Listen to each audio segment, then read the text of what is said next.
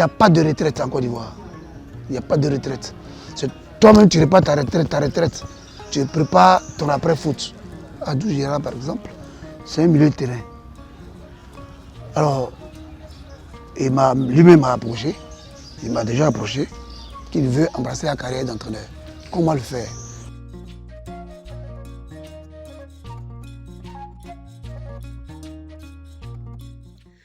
Trouver sa voie après une carrière de footballeur. Comment se préparer à affronter cette nouvelle vie? Une problématique qui demeure en Côte d'Ivoire. Si passer de l'autre côté de l'aire de jeu paraît la solution la plus adaptée, elle est loin d'être une option à activer, pareille à celle d'une clause d'un contrat. À vrai dire, je n'avais pas préparé cela. Puisque moi, je suis enseignant de formation, enseignant de sport, je savais que vers la fin, je serais entraîneur, mais je n'avais pas préparé cela. Quand j'ai su que je n'arrivais plus à répondre physiquement, j'ai décidé alors, en tant que joueur, voilà, de passer mes diplômes. Je prends le cas de Philippe Troussier, quand il est arrivé, il nous a donné le goût de l'entraînement. Avec lui, quand tu le regardes travailler, tu sens qu'il aime la chose. Donc ça m'a vraiment boosté à être entraîneur. Détecter la future génération au sein de son effectif actuel, transmettre cette passion pour passer le flambeau, les entraîneurs ont aussi un rôle important à jouer dans ce processus. Sidik, Ali et Djei Kwasi.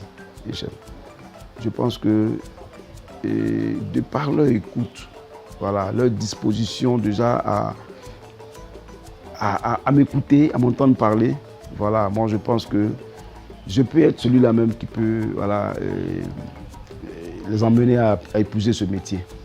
En l'occurrence, Wodibi est quelqu'un de caractériel. Il ne parle pas beaucoup, mais il mène des bonnes actions. Donc je sens en lui quelqu'un qui a une bonne lecture, qui peut prendre des bonnes décisions pour la gestion d'un groupe par rapport au poste d'entraîneur. Pour Benito, je sens en lui un homme il est sûr, il a une personnalité en fait.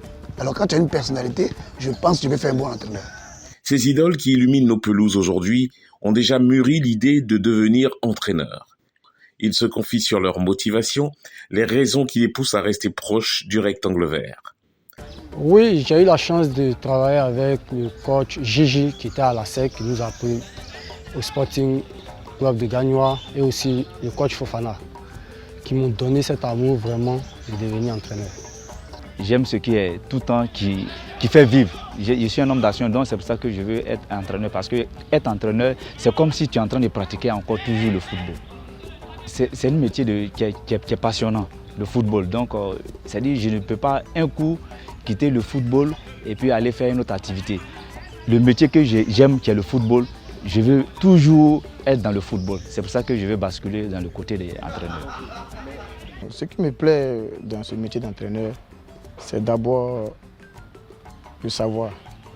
Aider les jeunes personnes à quand même se développer.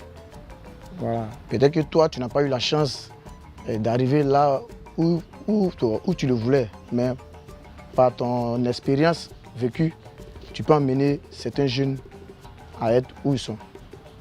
Ça nous permet aussi de nous affirmer, puis de montrer aussi que nous avons une personnalité. Diriger un groupe, ce n'est pas facile, mais en étant coach, ça permet d'être toujours en contact avec les joueurs et puis montrer aussi son expérience. Acteur par le passé, c'est aujourd'hui une expérience utile dans le management de l'entraîneur.